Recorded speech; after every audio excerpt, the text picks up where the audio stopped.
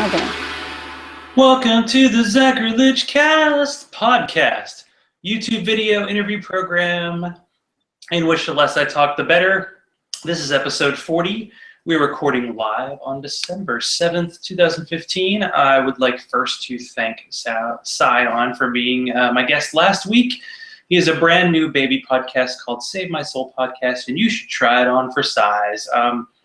I usually do an intro here, but I want to give a real quick mini live read off the top. I would say major fuck yes for Lucy D. Burrows, a voice on Atheist Apocalypse for her cancer being in remission. Thank you, Doctors and Drugs. That's a new one. So tonight, I'm bringing on a very special guest. But let's talk about this so-called atheist movement for a moment. After I discovered that this whole atheism thing was more than a thing, a way of life, a means to activism, I noticed that not everyone got along who wore the label, and that made me temporarily sad. I suppose it still does. The bickering can bring a good person down, but it's the people who keep it together that don't get the kudos and should. I've had a couple of these amazing types of people on before, like Jim Dobler and Stephanie Jones, but calling people who are supporters doesn't always leave the best mental image if you call someone like a glue person, but that's kind of what we are, all of us, keeping the community or movement and even the fad together. So Letha Hughes, she is not the fresh maker, she is the Imperator. Does that mean bow down or perish? It means get her on your side and stat. She's not a minion, she's a queen of darkness or a queen of light, depending on your point of view for Matt the Apostle of the In the Name of God, the podcast, and we will get to that. Good evening, Letha. Welcome to the show. Good evening. Thanks for having me. No problem. So can you tell me kind of what your personal religious background is? Yeah, I was raised in a primitive Baptist, background, and that's a lot of people know what Baptist is, but primitive, a few listeners for a loop. Any denomination, there are so many subsects and shoot up, etc., etc. So I was raised primitive Baptist, and I wouldn't like a strict upbringing. We just went to church and gosh, I covered this. I found, well, let me back up. My paternal grandparents, primitive Baptist preachers. And so that's how, that's just all that this is. I grew up in a rural area, Southern Ohio. It's Baptist country. And so that in terms of where I started. Yeah, I don't know, you hear primitive and you kind of like, what, it sounds odd. And also you think Baptist, you think Southern Baptist, but I've seen plenty of guests on the show who are from all parts of the country. And I don't even know if it's necessarily a Southern thing. I think it's more of a rural thing. These kind of communities take hold.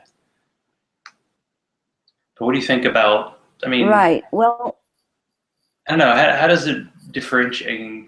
I don't know, Baptist doesn't necessarily mean anything specific to me, like in terms of type of Christianity, but is primitive trying to be like the word is literal of the Bible? It's literal and it's meant to mean original. There, you may have heard of Calvinists, like 5 tenets of Calvin primitive Baptists hold firm to, but the rest of it they reject. So it's different than Southern Baptists or even Free Will Baptists. There are just many different versions of Baptists, and primitive Baptist is one of them. And I can go into the things that make it primitive Baptist and strange and weird about it. I didn't know they were strange and weird because, in terms of church. So, yeah, I guess I take that back. It's not all that I knew, because I did visit a Free Will Baptist church that was close by, and the two. It's kind of funny when two groups are called the same thing, like Baptist, but then they aren't the same thing. Like you assume Christian, like, you know, people are trying to say this. The Christian nation is like, well, tell me the denomination of that Christianity, because it is amazing how many different flavors you have. But by original, Exactly. They actually think they know what the original word was of the Bible. They have a version of the Bible that other people don't have. Well, I think that they think that their doctrine goes back to, it can be traced back to John the Baptist. So that original version of Baptists. Wow. So everybody's wearing, is it sackcloth and ashes, or is that something else? That's something else. Okay. It's the best I could, it's my not growing up in any kind of religion background. Going, that sounds interesting. I don't know what that is. I have no clue. But what point did you go, Well, man, this is not me. This doesn't fit me? well, I was always asking questions. A lot of things just never made any sense to me. So I was, and I will say we a lot, because I don't know, you may not know this, but I have an identical twin sister. And so I've been fortunate one to bounce these things off of, you know, like, you know, actually spoke back and had its own ideas, and, you know, things that we agreed on and disagreed on. So that was, you know, a good thing, and sometimes a bad thing, but usually a good. But so I will say we, and when I say we, I'm talking about me and my twin sister, Crystal, but she goes by Chris. So we can't know if it's you or your twin, huh? Talking tonight? Well, yeah, well, she's brunette now, so none of us would know that, but she's on Twitter. You know, we could that at some point. She and I differentiate these days, and we can get into that too.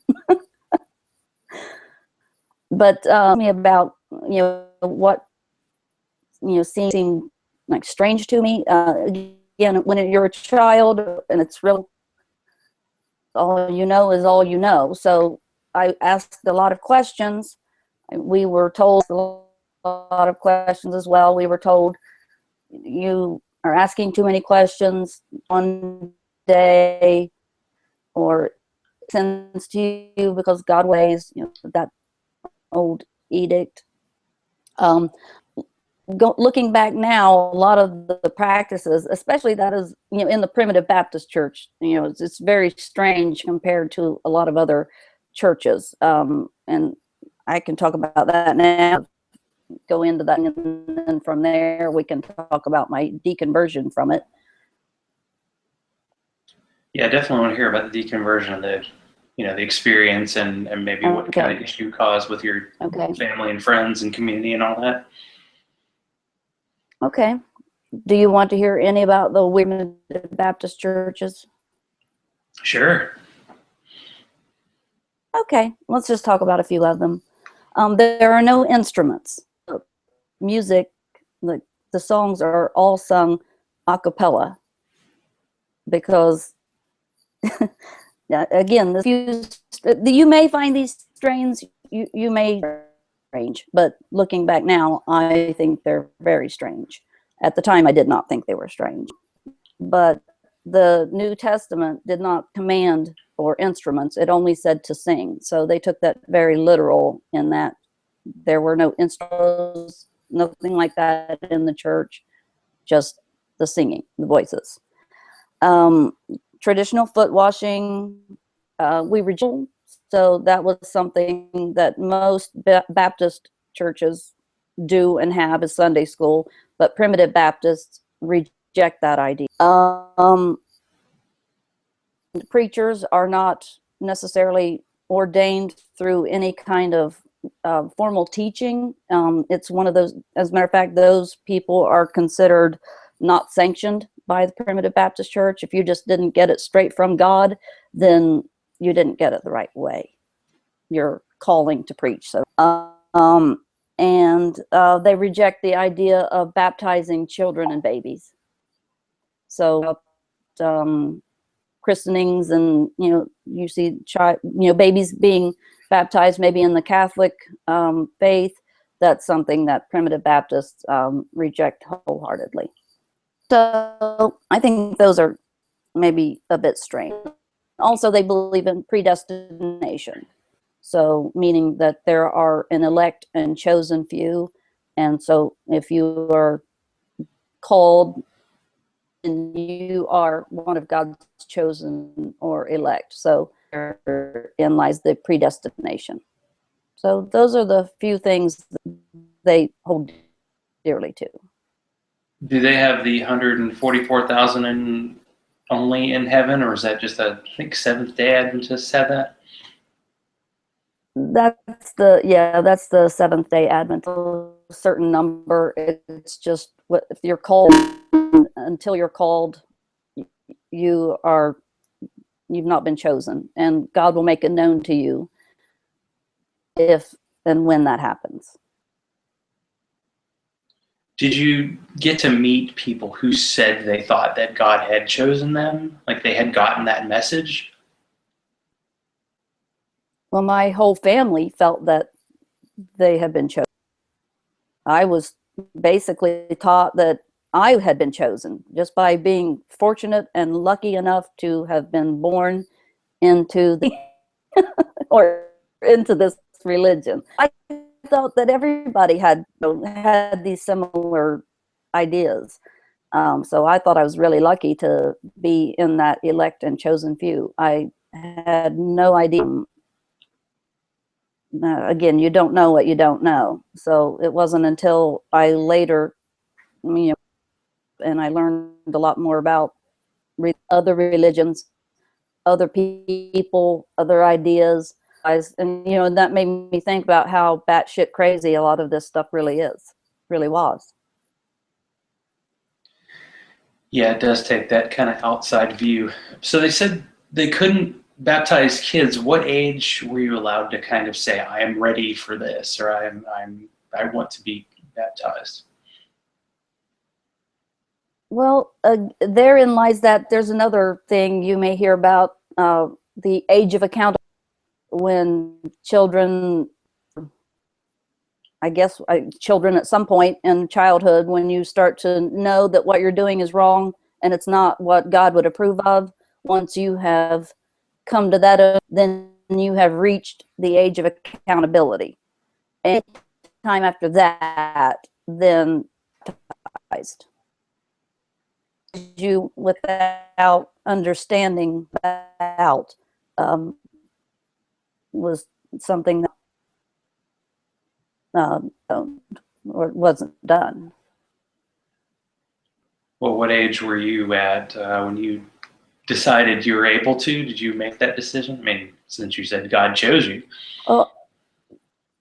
I didn't get baptized until been in my 20s. So I was in college buying some of and I'll get into buying it at that point. I think it was more clinging to familial ties and things like that caused me to get baptized at that age, even though I had a lot of questions then. That's really when I started having the most questions in my life. It was kind of convoluted in that in my mind, I felt like I was doing what I was supposed to do. But at the same time, I also felt like it was not, I wasn't complete, but I felt like, okay, I've reached this age, I'm an adult, and I'm clearly, one of God's chosen and wrong, and I want to cleanse away the sins of the past and get baptized. That was actually kind of at a late age that I did that. Yeah, sometimes it's it seems like people who are raised in a certain religion, it's almost like you're joining the family business. You're like, oh, you're going to be in the family's accounting firm. You're like, I don't want to be an accountant. And then finally at a certain age, you're like, all right, fine, it's the family thing. Let me do it. So you went along with it, but what was it like when you find, I mean, I don't know, the process, what do you kind of like, it's your story, so you want to tell it, but what was the process like? So you get baptized, but how does that transition into you saying, no, this isn't me? Okay. Yeah. All right. Well, what happened is, and I'm going to go back to, I'm going to do this, and she's somewhat responsible for my situation and hers as well. But we had a lot of questions. Like I said, all growing up, we were above intelligent girls. We graduated at the top of our class over only stupid people buy this. I try not to treat people that way because I was certainly not a stupid person, but I had certainly been in, and that indoctrination is a very strong, lack of a better word, it's just that blind faith that you go with because it's all that you know, and you think that it's true in some way, but in your very core being, you know that it's not true. But it must be true because, you know, your family. So when I was having most of my questioning of things is the same time that I'm becoming an adult, being immersed, kind of, exposed to other religions and lifestyle, people, just kind of a culture shock, really. And that was just going from Southern Ohio State in Columbus, Ohio, which is Central Ohio. But still, it was a totally different world for me and for my sister. But that was also the same time that my sister was really coming to terms with being gay. And so she started clinging to the church in a way for cover. She immersed herself in the church in a way, or she had never immersed herself. Again, growing up, church we went to from time to time, and we went to Sunday school from time to time, even though that was something that my didn't do. Again, it's all kind of convoluted, I know, but my sister went back and really immersed herself into the church because she was coming to terms with being gay, understanding, and she needed to find a place to hide and to have a good cut. No one would suspect that she was gay. The best way to do that was to be a good Christian girl and just attend to study the Bible. And so when she was doing those things and becoming more pious, is what it appeared to me, felt like, oh my gosh, maybe I'm missing this. Maybe this is something that I should be doing as well. And she has some guilt for kind of guilting me into, or roping me back to being there more, I guess, fervent have been, because she was looking for, ducking for cover, and the church was, so that she wouldn't be questioned on her sexuality or anything like that. To say that she was straight, God-fearing Christian, and so it was a place for her to stay in denial, but also, if that makes sense. So that was, but was she kind of sharing this with you while this was happening? Was she letting you know, or did you not even know she was gay, or did you know she was, but she was like, well, she's still trying this church thing out? Yeah, well, suspected that she was. She was telling me that she wasn't. So I wanted to believe whatever she was telling me. And so, and I also wanted to provide support for her. So something that made her comfortable or strength. And it was also something that I didn't necessarily oppose. I didn't necessarily understand it all or agree with it all, but I was willing to go a little while longer, and I became more firm in my belief during that time as well. But it was really kind of us. I think we were in denial at that time. We both did that together.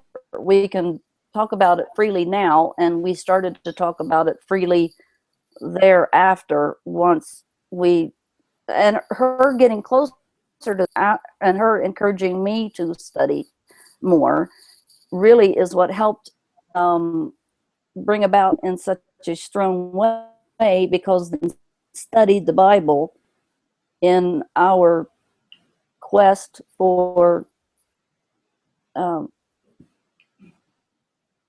being, to be. The more we learned about the Bible, the more we read, the more we realized not what our family has been telling us all along. These verses that they've been reading to us, yes, that's an incomplete reading of the verse. And if you read the verse before and after that, it makes the one out to us all these years null and void, cherry picking. And the more we read, it was inconsistent. Well, I can say it was inconsistent with my values as a person, and with hers. We just realized this can't be true. And the more we read and the more we studied, the more we realized this is easy. And it's cruel. And it's just not who we are as people. We started discussing that more between ourselves, the of that twin speak and being able to open up with each other. And, then she finally admitted she had, gone back in the church. She had, kind of pulled me back in and guilted me into feeling that I should be a little more concerned and different things. And so that's when we really started discussing, what about this do we really believe? We're in medical school. We're taking, we're dicing, you know, bodies here. And the more we look at doing gentle gymnastics to try to make everything that we've been in, and even in high school, make sense. And it was just making less and less sense. So the more our world opened up, the more we studied the Bible, the world, the more we read, the more we were other people, cultures, and beliefs, that this is just this nonsense. And there was a lot of cognitive dissonance. It was very uncomfortable, but it was something that we had to come to grips with and really come to understand this and know where we stood, or where I stood, where she stood. We just had time. It's strange being, I don't know how to describe what's it like, to have a twin to bounce these ideas off, strange symbiotic relationships with, but that it is what it is. But so it was a help for me. It also meant to me, but then it helped me again as I've come to where I am today, understanding of God, religion, the Bible, and other holy texts, and where that puts me as a human being and how I feel about those things. Well, it does give you a bit of an advantage having the twin, because I was kind of talking last week with Cy, who's doing this podcast. He's feeling very isolated because he is in a very religious environment where he feels like he's the only one. So at least in your case, you had someone to talk to about this, because when you're talking about doubt about religion, that's something that you really have to watch who you talk with, because it's going to be like that. What was the movie Invasion of the Body Snatchers, where you talk to someone, you think you're talking to a fellow person, then they look at you and they point and scream because they know you're not an alien like them, and then you get in trouble. So it's good that you at least had someone there to help you out during that time. Right. And that, again, when she did come out, as a lesbian, and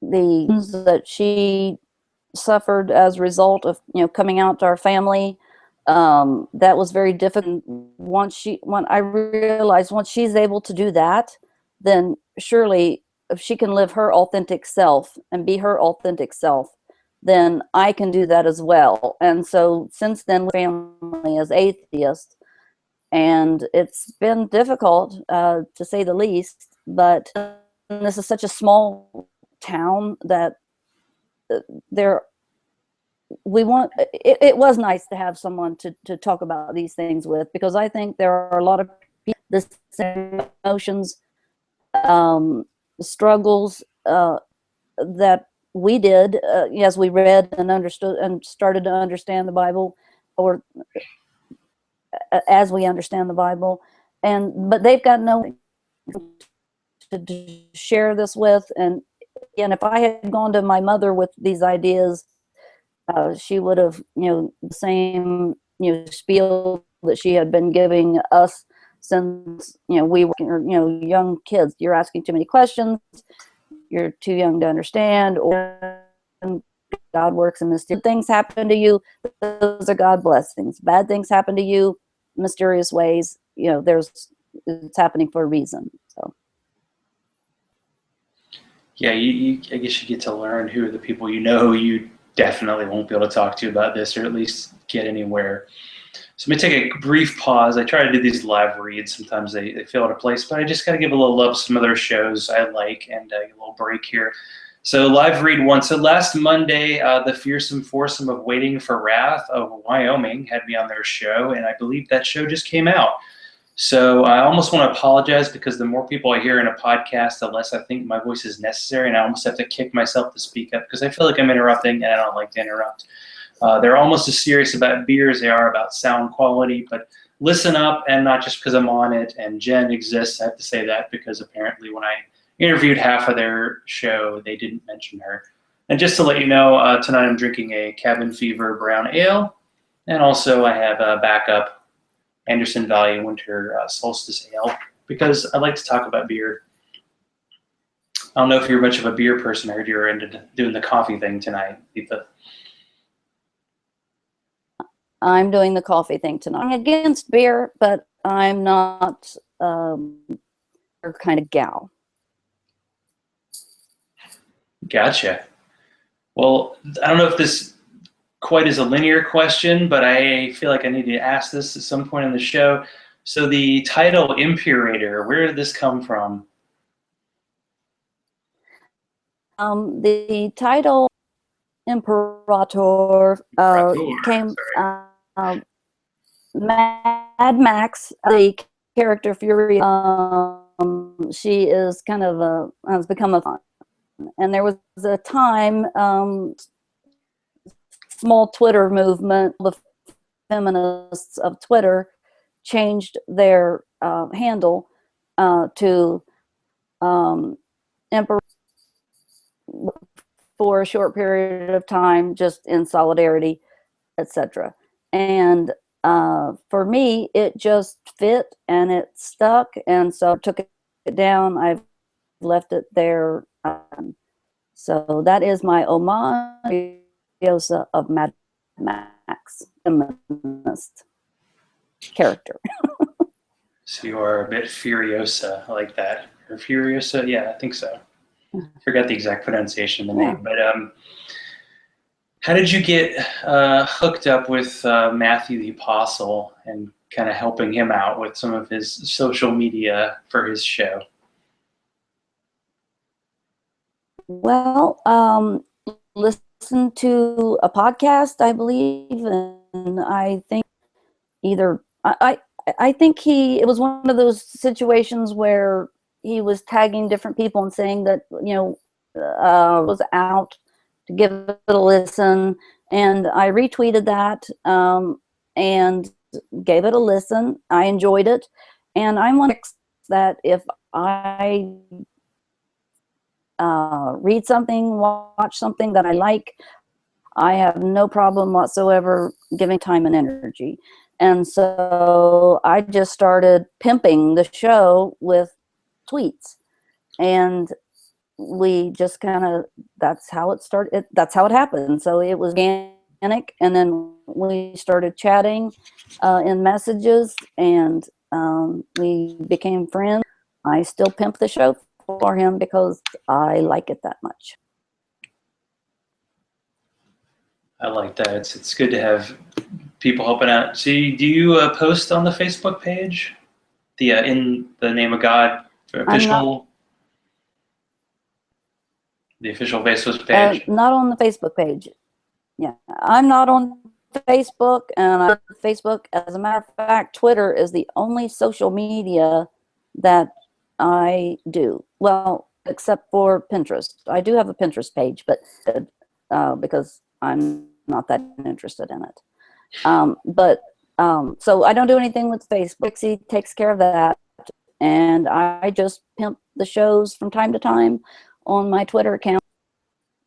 That seems to work for us. Well, it definitely does, and I think I relate more to Twitter people than Facebook, although it seems from my experience that more American, like atheists, are more Facebook, and I get a lot more like international people on Twitter. At least that's been my experience. And half the time I mention Twitter to people, they might have an account, or they don't use it, or they don't get it. But I get it. I just like Twitter for the ability. It does make you kind of have to edit yourself because you have that limit of characters. You only have 140 characters. But it is a lot of fun, and you do get to interact with people all over the world, and even people who don't agree with you. So do you enjoy that medium, typing away on your phone with strangers on Twitter? Yeah, I do. I like it a lot. It's the only social media that, again, I do have the Pinterest page, but I'm not that active on it. I can't remember the last time I pinned anything. And I've only got, I don't know, 150 followers or something on Pinterest. But with Twitter, it was one I thought I'd give it a shot because Facebook is not piqued my interest at all. In the lean up with high school friends or acquaintances, or look care what their kids are doing.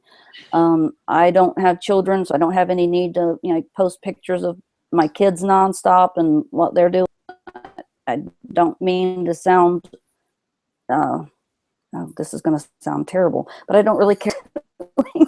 So I don't like them enough to to watch, to see what people's kids are doing on Facebook or whatever.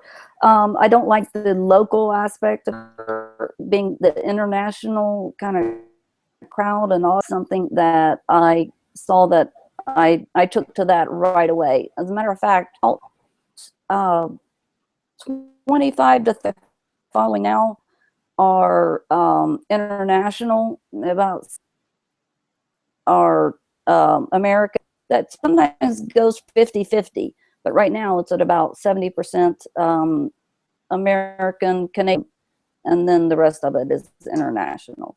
And I like that because it hooks me up with people that think differently and have a different perspective, and I can learn from them. And I enjoy it.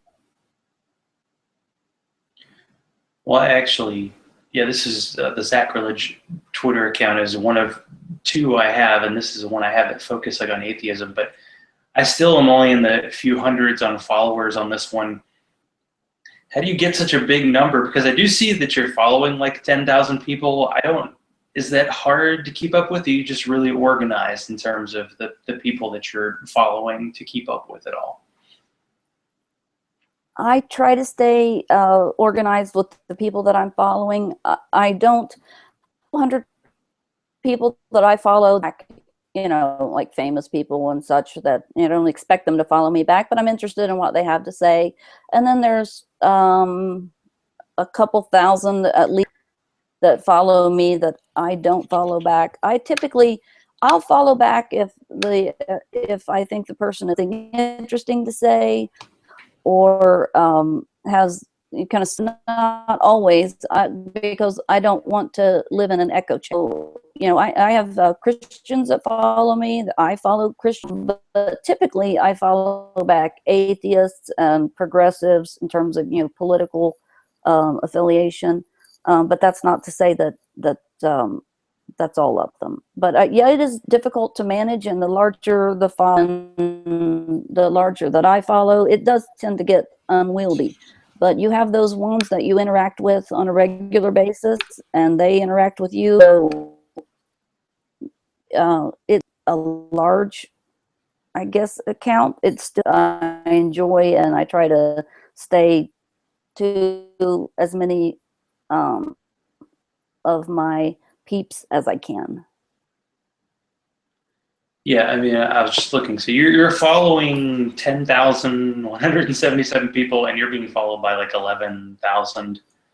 And yeah, I'm following 648, and I have 502 followers, which starting from scratch is tough. But sometimes you can get like the same people over and over again, and you get kind of, all right, I'm sick of this person's point of view. But I do like getting other people's points of view, especially in the Twitter format, because you're only getting small snippets. Like you said, you're not getting all the cat and people pictures and that you get on Facebook, and you go, oh yeah, we went to high school together, we had like one class together, we don't ever have any other reason to interact. But maybe I think I've heard Facebook are the friends you had in high school, and then like Twitter ends up being the people you wish you were friends with in high school. It's kind of the friends and family that you make over time. Yeah, I think that makes a lot of sense. If someone, I always read through their bio, and I look at a few of them, I decide to follow them back. If they are one of those that are just a follow for a follow kind of person, I'm not. If it's just about getting your numbers up, no thanks. But if it's someone, if it's someone who knows nothing but cats and dogs, or cute little pictures, or inspirational sayings, those, I tend to not follow those people back. But if there's some substance there, and it's something that they believe in, and they're tweeting about the things that are in their bio, whether it's in line with my thinking or not, I tend to follow those people back, but not always.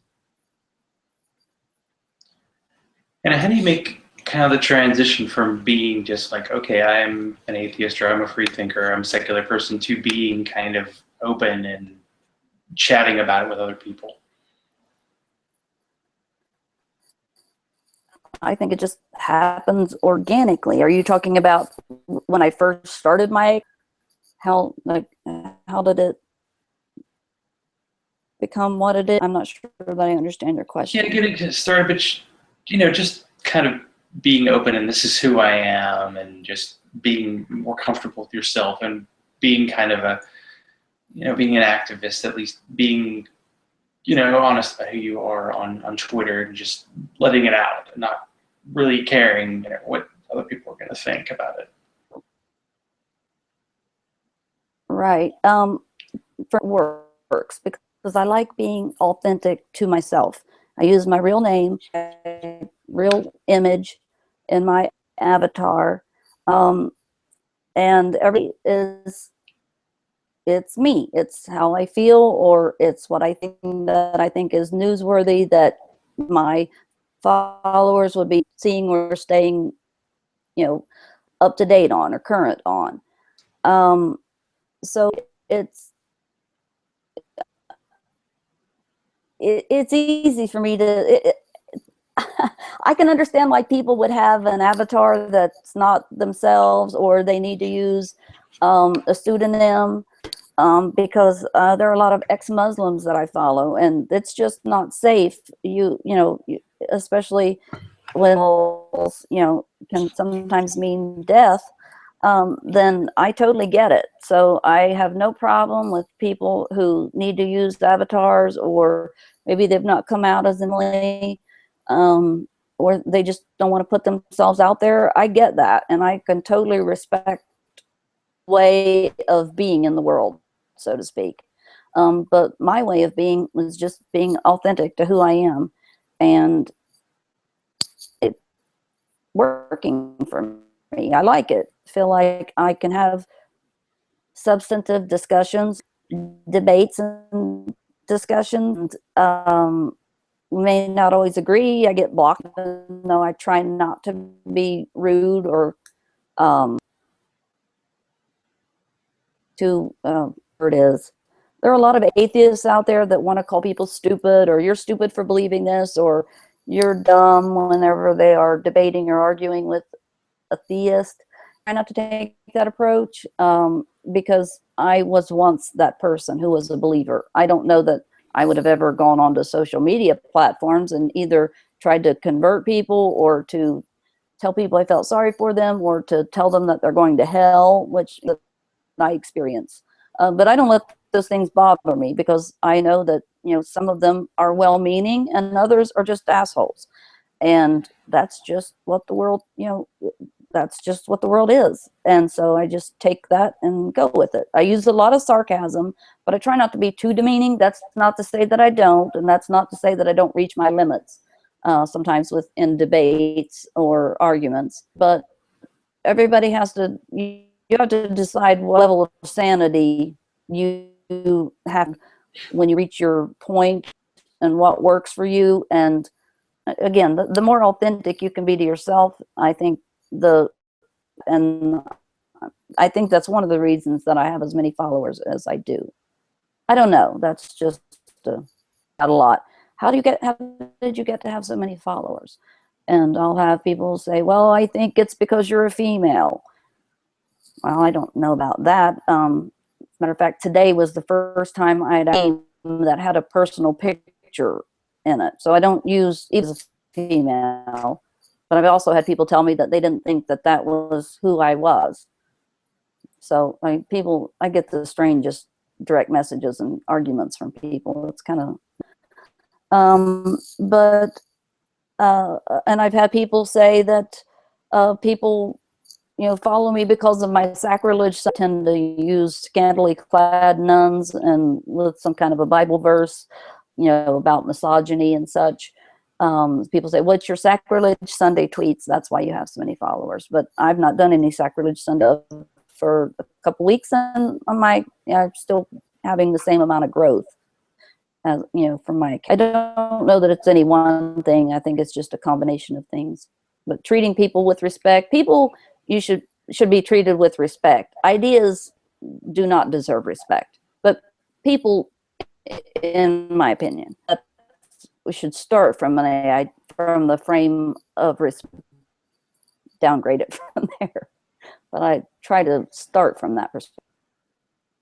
That's true. There's a lot of stuff to unpack from your statements. The respecting other people, because it doesn't. I don't hear it as often, but I do hear it occasionally. The religious people are stupid, and it's just, you just know too many people. I don't, maybe 5 out of the 40 or so people I've interviewed have never been religious. I mean, they've had this upbringing, and it's something you have to overcome. So once you understand that people have gone through this journey, you're like, no, that's just indoctrination and wanting to be part of your community, and kind of knowing that you might get kicked out. And in terms of, like, I have a separate Twitter account that I don't follow everybody who follows me, and after a certain point I just couldn't. When you first start Twitter, you automatically kind of follow anybody who follows you, because you're getting your numbers up and you're trying to figure out what you're doing with it. But then if you do follow a lot of people, then you see that. Because if you're a famous person, some people just follow like 2 people and then they have a million followers. But for most people who just kind of build it up over time organically, they see that you're following other people. It doesn't mean you have to follow everybody. So that's good. And you build it up, and they just get to know who you are, and then they like your thoughts.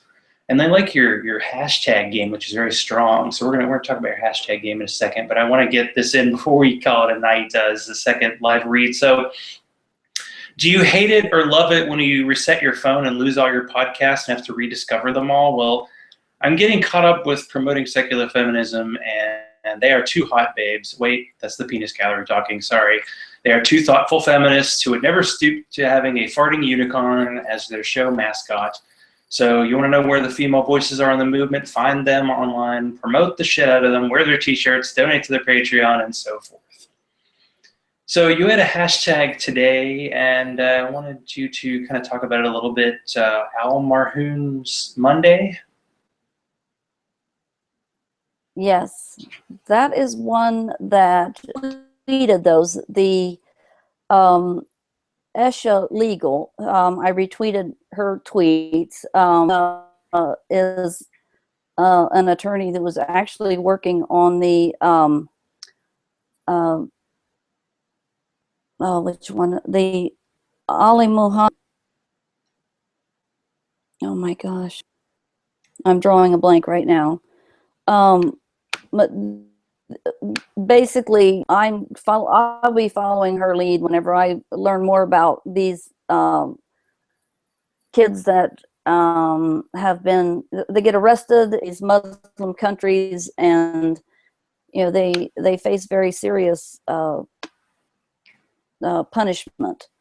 And so usually she brought those hashtags to my attention today, and I retweeted her. Matter of fact, I got a direct message from her before I came on with this. So I'll be researching that case, and then from there I'll be able to give you some more background and information on what's happening with that one. But typically, especially like the Bangladeshi bloggers or some of these kids in Saudi Arabia that are getting the death penalty for the slightest of things. I'm totally about getting behind those, see what we can do in terms of making the internet, making Twitter work to shame some of these Middle Eastern countries with in Sharia law and the most barbaric forms of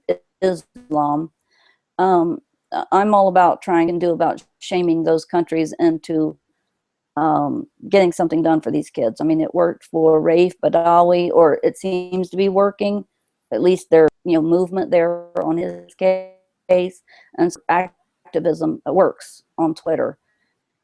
And so in that hashtag.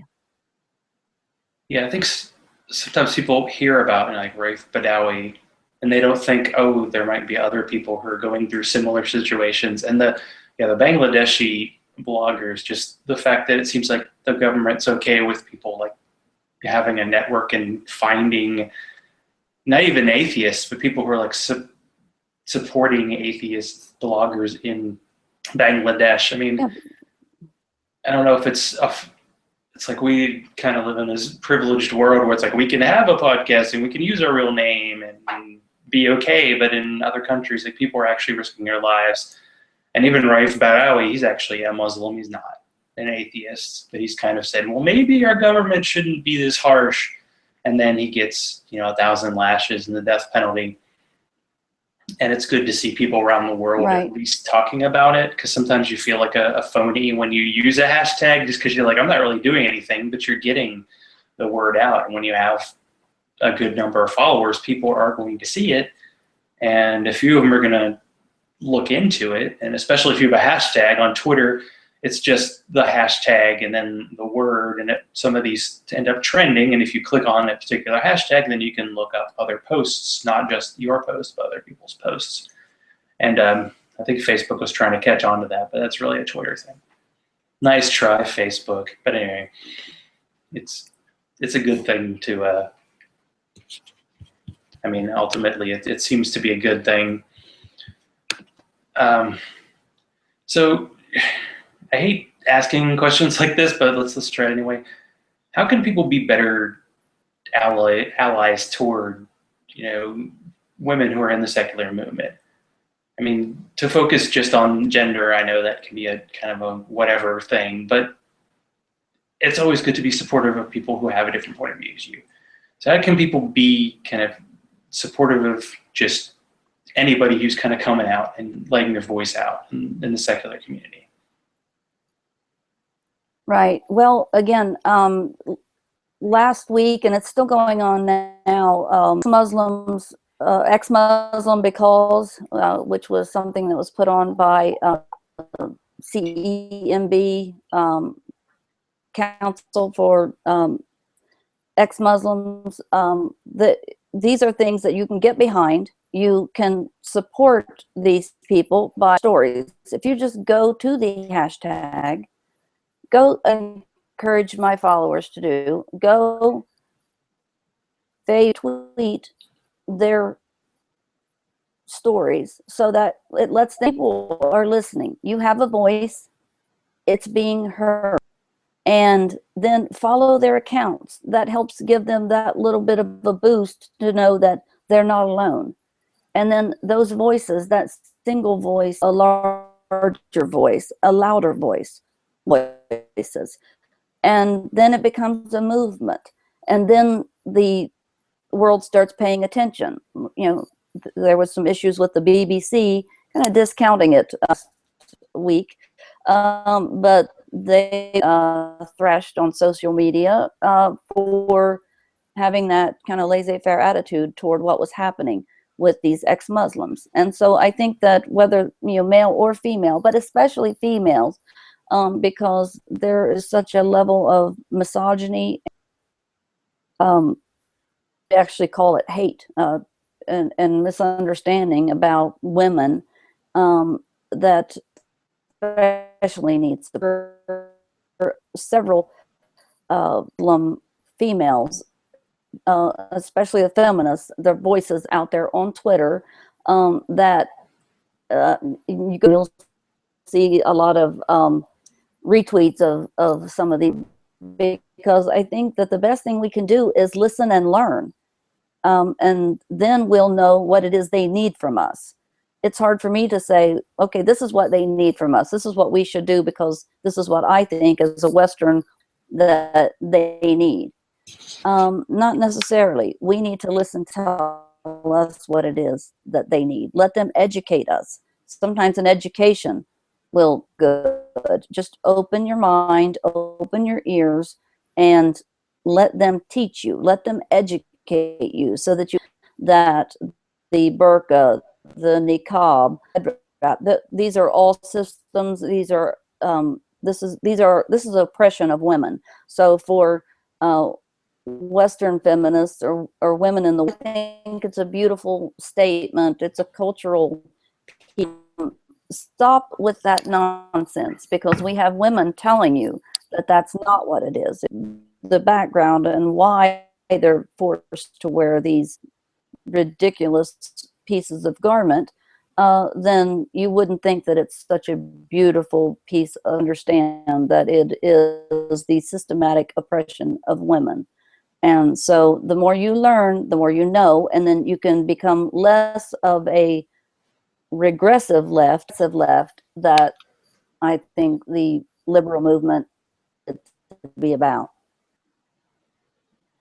Yeah, you kind of get shocked when you hear about people on the left think, oh, left are all progressive and they're trying to make things better for people and they're all about equality. And then it's like, you can say bad things about Christianity, but you can't say bad things about Islam because Western imperialism, and then it just goes down this rabbit hole.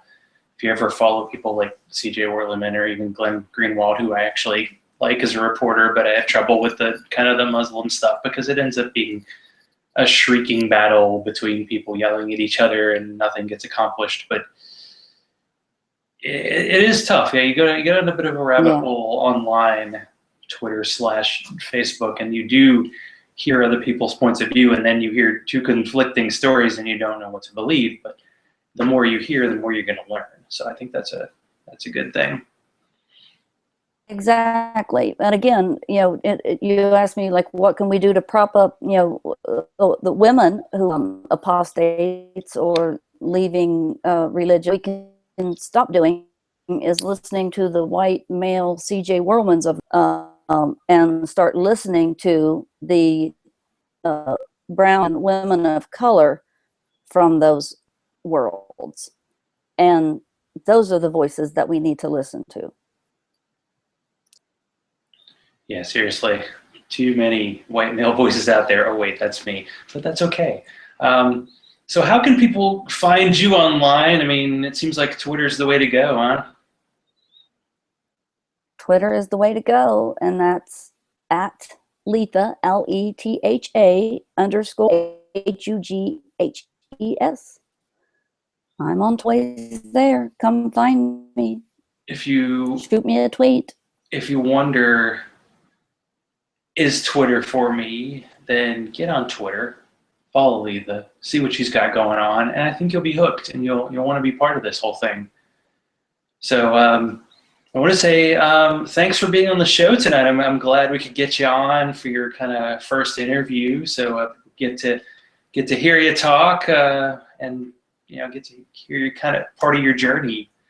And I think it's great that you're able to do it and get Google Hangouts working on your phone. Yeah, thanks. But I do appreciate you having me. I have enjoyed it. I know I'm not a blogger, and I don't do podcasts or YouTube videos.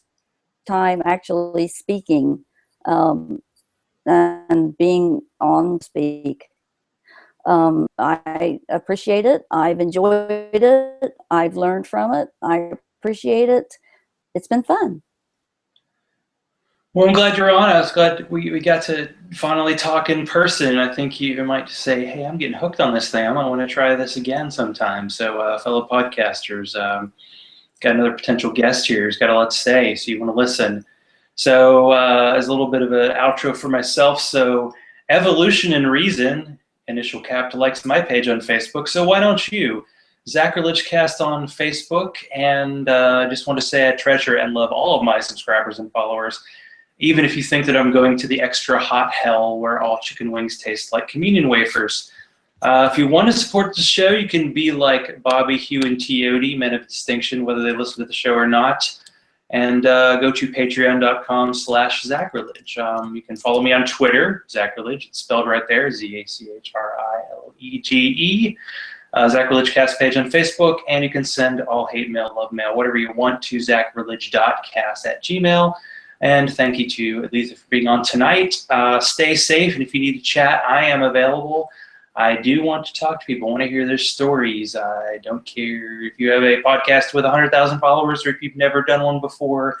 You have a story to tell, and I want to hear it. So get on this show. So if you're an atheist and feel alone, you are not alone.